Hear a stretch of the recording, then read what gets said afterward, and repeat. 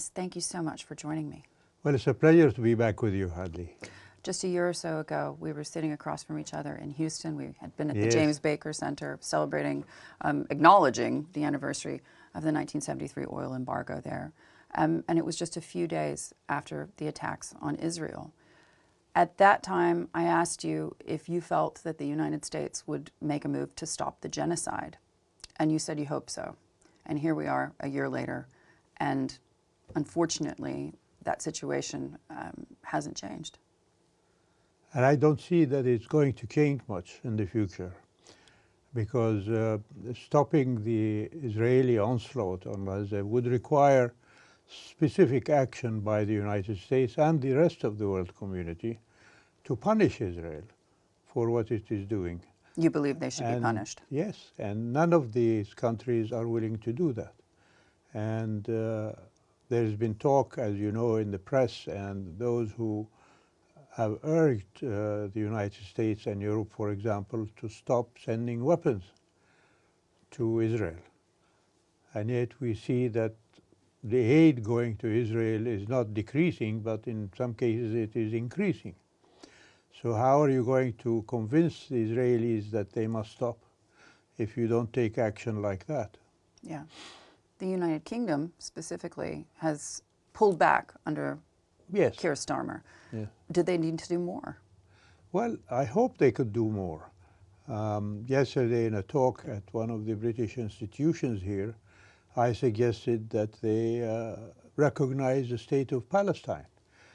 After all these years, and Britain having this, I think, specific responsibility of being at the start of all of this with the Balfour Declaration and the subsequent actions that they took or did not take, they need to make a step forward on that aspect of a Palestinian state.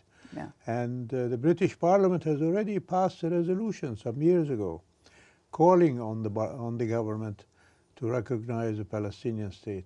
If the United Kingdom were to do that, would that in your mind in some way begin to heal that wound? Well, I don't think wounds like that can be healed by steps like that. That will remain a memory, I think, in the minds of not just Palestinians, but the rest of the world as having been a time, I might call it a time of perfidy, when a mandate power after the First World War contravened its responsibilities as a mandate by ceding to the Zionists the conditions and the parameters of what is now such a big problem of a conflict between Palestinians and Israelis. When you look at the situation on the ground there today, do you see any hope for the Palestinians? Not really, because we have another issue at stake here, which is the division among the Palestinians between so-called Hamas and Fatah. And that definitely does not help in bringing the rest of the world to consider that there is one Palestinian voice that they can listen to, or one direction that the Palestinians can take. And that division has been operating since Hamas took over in Gaza back in, I think, 2006, 2007.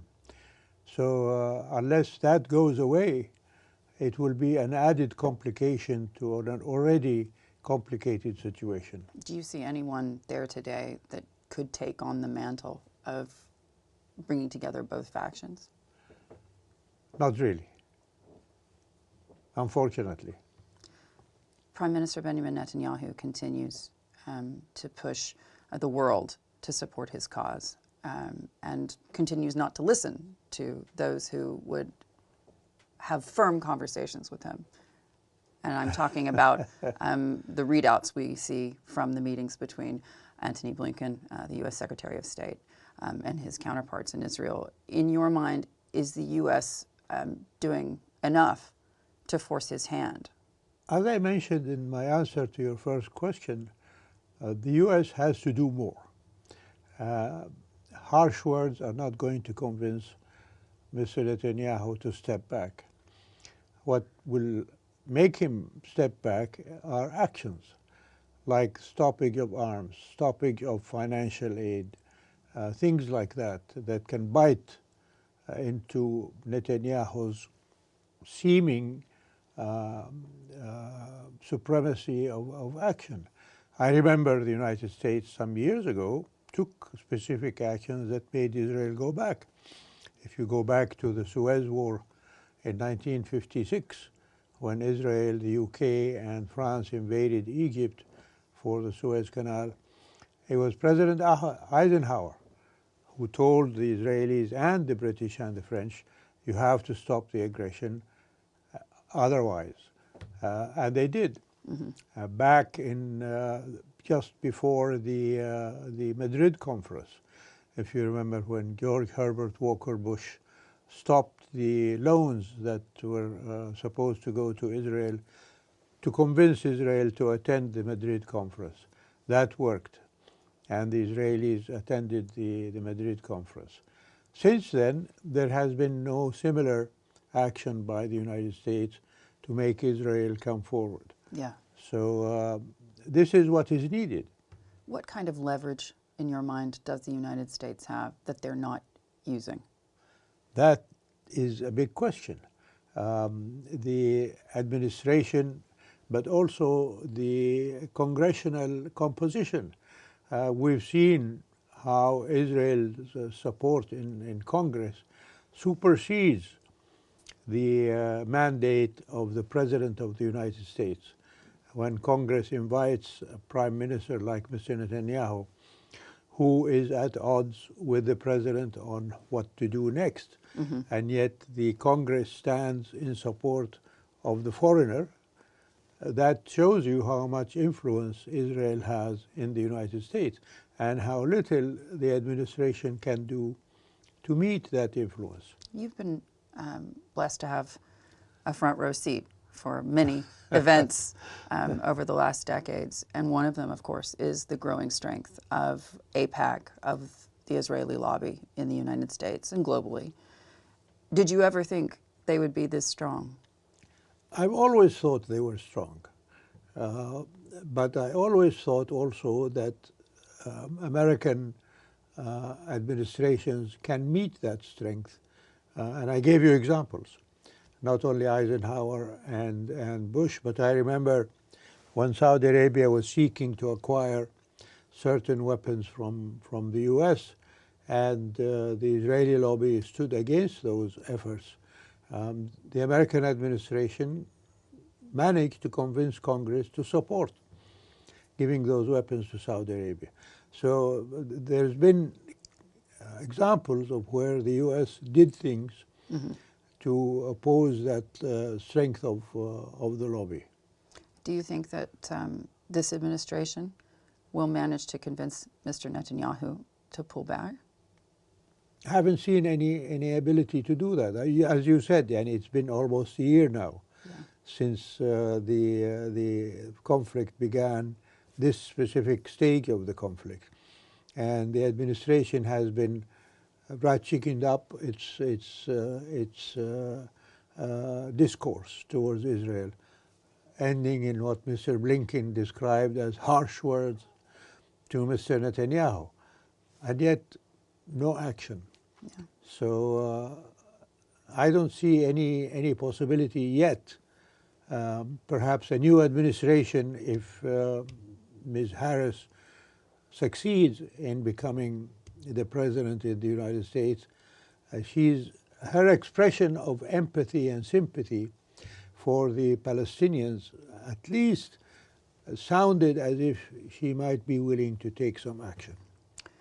We've discussed this many times in the past, but in your view, as we head into the election in the United States, who would be better for the Middle East?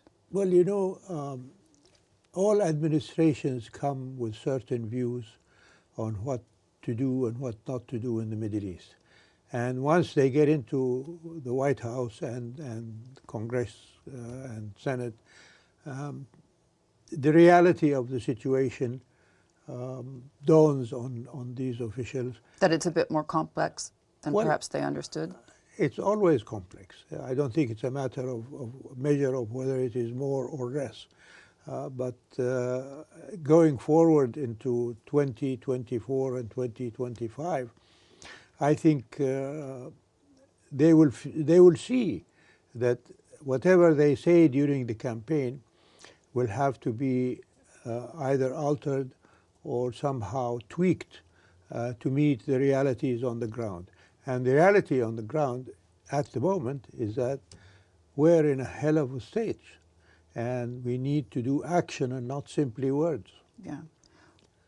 What do you say to those who would criticize Saudi Arabia, the UAE, and other Gulf countries for not doing enough to help the Palestinians? Well, I think they should look at the history of support by these countries to the Palestinian people, going back to the post-mandate situation in Palestine. I referred yesterday in my talk that in the 30s, when the beginnings of a conflict began between the Palestinians and the coming refugees from Europe, Jewish refugees from Europe, the late King Abdulaziz reminded the mandatory power of its responsibility to maintain the security and safety of the local population in Palestine in the face of these migrants who are coming either with financial support from the mandatory power or from private sources. He connected with all of the kings that came to power at that time and the prime ministers of England, warning them that there will be consequences to the actions of Britain in allowing so many Jewish refugees to come. Unfortunately, they did not heed his warnings, and we saw that occurring post establishment of the State of Israel, with all of the kings of Saudi Arabia. Yeah. And, you know, not just knocking on the door of Europeans and Americans, but also in 1973, for example, all of the Arab countries embargoed the export of oil to the United States as a result of the October War. Your father leading that. Well, nowadays, unfortunately, the oil weapon cannot be deployed because the circumstances of the oil market have changed. But Saudi Arabia, for example, is the leading country in the Muslim and Arab state delegations that have been touring capitals in the world to convince them to stop the fighting in Palestine. And as far as financial aid is going, all of these states, Saudi Arabia, the UAE, and Qatar, and others who are able to provide support to the Palestinians have been doing that. But do you think it's fair, the criticism that many would suggest, how can you possibly think of cutting a deal with Israel given what they're doing? Well, the kingdom is not cutting a deal with Israel. Yet. Well, and the kingdom has said it will not cut a deal with Israel until Israel allows for the establishment of a Palestinian state. And that's with the condition since the talks started between the United States and Saudi Arabia on what is called normalization with Israel. Yeah. But would you say it's inevitable? Because at this point, it's beyond normalization and recognition, really, of Israel. It goes to a question of resources and money, chips, technology. There's so many things riding on a deal. And they're all dependent on the establishment of a Palestinian state. And when you hear the Americans repeatedly saying we're making progress in these talks are very much still alive, what's your reaction? I don't know. I'm not in the government loop, so I don't know what the talks are specifically between officials. But what I see in public statements from Saudi Arabia, from the top down, Palestinian state first, then subsequently you can have a relationship with Israel. And this has been the position of Saudi Arabia since it presented the Arab Peace Initiative back in 2002. The whole concept of the Arab Peace Initiative in 2002 was that if Israel withdraws from the territories it occupied in 1967, recognizes a Palestinian state with its capital in East Jerusalem, then the Arab world and the Muslim world will offer Israel full recognition and commercial ties and other normal practices. That hasn't happened. Yeah. It's interesting. Just to take you back, you suggested that Ms. Harris in her campaign has been more sympathetic to the Palestinian cause. There are questions about, when we think of the region and Saudi Arabia in particular, who would be better economically? And the question, of course, comes down to energy, because at the end of the day, these are two candidates who present very different plans. Mr. Trump has now moved on from energy independence to energy dominance, and that suggests that the minute that he could become the next president, he would decide to flood the market, and that would bring oil prices lower, and that would be bad for the kingdom, but also for other Arab countries who are looking to change their economies and diversify away from oil. What's the price tag, in your view, for these candidates? Because he sounds a heck of a lot more expensive. I'll take you back to, I think, when 2017, 18, when the market was flooded. At that time, it was flooded by Saudi Arabia. Yes, it was. In reaction to Russian recalcitrance about putting limits on oil production. And finally, through the intervention of Mr. Trump, who connected with Mr. Putin and King Salman and said, listen, guys, your flooding the market is hurting our people, producers. So if you can cut it down, we'll be very appreciative. Yeah. And that's what happened, which resulted in the establishment of OPEC+. So Mr. Trump and Ms. Harris will have internal issues to think about their own oil producers should the price of oil collapse, as it were, and not just Saudi Arabia and the other oil producers. Yeah. Tell me this. When you look at what's happened over the last few years, with the result, perhaps that the United States no longer has the leverage or the influence it once did in the region, in your mind, was that inevitable at the close of the Cold War? I don't know if it was inevitable in as much as I think developments in the United States after the collapse of the Soviet Union led to situations like Afghanistan, where America deployed troops for many years, and Iraq, for example, when America initiated an invasion without any support, not just from the Arab world, but also on the world community, no United Nations license, as it were, to go on a military campaign in Iraq. Those had consequences in the United States in making the American people less willing to sacrifice the lives of their children in these faraway places without seeming benefit to the average American citizen. They've had economic problems, they've had social problems, they've had cultural problems, which were being exacerbated by the U.S. spending so much money on these foreign excursions. So that, of course, led to people in America calling for a pushback on its intervention. And Mr. Trump and subsequently Mr. Biden as well engaged in that requirement by the American people. But also that started basically, if you remember, during Mr. Obama's time, when he decided that he was going to have the pivot to Asia. Yes, and well, the situation that occurred in the in the Middle East would not allow him to pivot to Asia.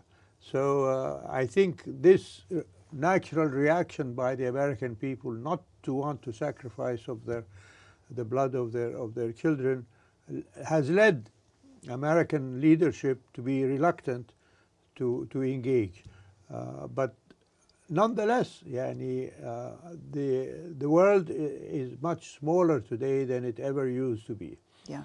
And I always tell my American interlocutors that what happens in America does not stay in America. And what happens in Saudi Arabia does not stay in Saudi Arabia. So we have to reach an accommodation. We have to have common aims in bringing peace and stability to a much conflicted area like the Middle East. Yeah. And this is where I think America can play a vital role. And Saudi Arabia is beginning to play a much more vital role, isn't it? Because we heard Russian President Vladimir Putin just last week thanking the Crown Prince of Saudi Arabia for his intervention and his help in negotiating a hostage release. Right. Do you think we'll see more of these efforts from Riyadh in future? Oh, absolutely. And this was not the first time that Saudi Arabia intervened. If you remember, the first exchange of Ukrainian-Russian prisoners after the invasion of Russians to Ukraine occurred at the behest of Crown Prince Mohammed. And that will continue, not just on issues of exchange of prisoners, but also on whatever efforts are put in place to bring stability and security to the world. What efforts, or in your mind, what lessons from the Cold War could be applied to the situations we see today, whether it be Russia's invasion of Ukraine, the invasion of Gaza, and certainly U.S. influence or the lack thereof in the rest of the world? Well, I think the basic lesson I can draw from all of this is that don't give up on engagement. Don't withdraw. Don't close off yourself, thinking that you're not going to be affected by events in other places, as we've seen, whether it is in Latin America, what's happening in Venezuela, what's happening in other places in Latin America, whether it is in Africa, who now with the presence of these terrorist groups in Africa drawing in not just American but other players in order to put a stop to that. What's happening in Asia, the potential for conflict between China and Taiwan. All of these things require that the world come closer rather than only thinking of themselves. And that is a lesson I think that we all should learn. Yeah. It was interesting. I spoke just a few days ago to the U.S. envoy for Yemen, Tim Linderking. Yes. And he made it clear to me that the United States is asking its partners who are deeply affected by the attacks in the Red Sea, by the Houthi attacks on shipping, the regional partners, to speak up and use their voices in support of U.S. efforts, but also in support of their own economic benefit, which is that the Houthis stop attacking shipping lanes. And he's saying that's not happening. Why is that? The regional powers, and particularly Saudi Arabia, at the urging of the United States and other countries in the world, sought a peaceful resolution to the civil war in Yemen, in which the Houthis played a role and the legitimate government that Saudi Arabia supported playing the other role. So the Saudi Arabia engaged in these talks and managed to convince the Houthis, with the help of the United Nations and Mr. Lenderking, for the Houthis to agree to a ceasefire between the government and the Houthis. And the conflict in Gaza erupted while this ceasefire was in place. The Houthis, unfortunately, saw an advantage for themselves to try to interfere in the Gaza conflict while maintaining the ceasefire in Yemen. And Saudi Arabia would like Yemen to be quiet and not to add it to the conflicting issues with Gaza and other places in the area. And that's why the kingdom maintains its engagement with the Houthis on the ceasefire in Yemen and has not joined the United States military intervention to prevent the Houthis from launching missiles and drones in the Red Sea. But it's an irony, I think, that when Mr. Biden came to power, he was urging us to stop the fighting with the Houthis. And now he sees that the United States has to engage in a military conflict with the Houthis. Not only that, but essentially making Saudi Arabia a pariah state. Well, that too. Yani, quite a rollback in 4 years. Well, indeed. And this goes back to what I was saying, that when administrations come to power, they come with certain views, which the reality then, once they're in power, makes them either eat their words or change their positions. And now the roles are reversed in the Yemen. It is the United States and its allies who are doing the bombing of the Houthis, and Saudi Arabia is trying to maintain peace between the Houthis and the legitimate government.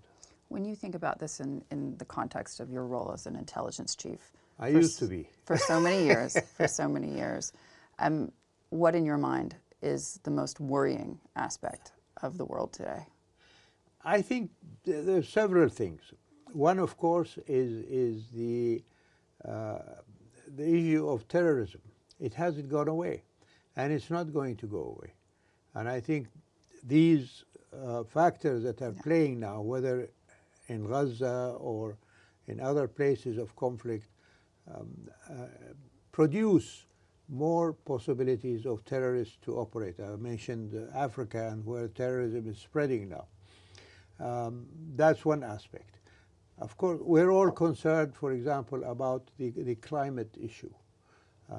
The world is getting hotter, and how much hotter it will get in the next few years, I don't know. But definitely there needs to be more concerted action to meet that challenge. Poverty in the world is not going away, as it can be dealt with globally by the international community. I think these are the things that affect people most directly. From my personal perspective, I'm also hopeful that the issue of education will acquire more impact on bringing people together to provide the facilities and the means for a better educated human population than we have now. These are all things, I think, that affect everybody. Yeah. And finally, Your Royal Highness, we talk so often about the future of Saudi Arabia and what it's going to look like, and all within the context of the vision. Did you believe in your lifetime you'd see women driving, for example? Well, I believed I did, because I was one of the people who called for allowing women to drive long before others recognized that there was that need. But that's not the only thing that is worrying or concerning me, not just about Saudi Arabia, but about the rest of the world, which is the issue of the breakdown of the family unit. We see that spreading in so many countries, not just in the West, but also in other places. Mm-hmm. And Saudi Arabia is not immune to such developments. Mm-hmm. And hopefully, I think, with the availability of AI and other technical capabilities, that we can go back to strengthening family units rather than allowing them to disintegrate. Mm-hmm. And I think this is a big challenge for Saudi Arabia, and hopefully we can maintain Saudi Arabia as probably one of the few countries that still has not only the belief in family, but also the practice in maintaining family homogeneity. Yeah, and I think that's the struggle of most Western democracies as well, because you have two-income households. You have the family, both the mother and father working. Right. So it can be a challenge. Well, and I hope it doesn't infect us. Yeah. Your Royal Highness, thanks so much for joining me. Thank you. It's always a pleasure to be with you.